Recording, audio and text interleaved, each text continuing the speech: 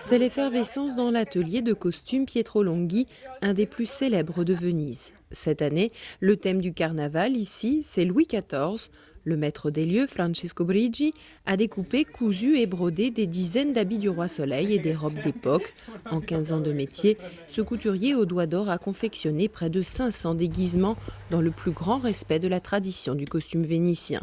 Tout est fait à la main et sur mesure, comme cet incroyable habit Henri VIII ou encore ce costume d'arlequin.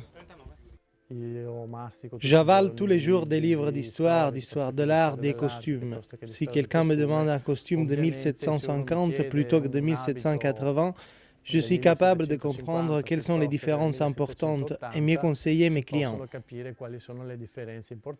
Tombé en désuétude pendant des décennies, le carnaval de Venise a été remis au goût du jour par la municipalité en 1980. Un renouveau qui a permis à la Cité des Doges de s'animer à une période de l'année plutôt morne. Une centaine de milliers de personnes par jour est attendue pour le carnaval entre le 6 et le 16 février, parmi lesquelles une grande majorité de touristes.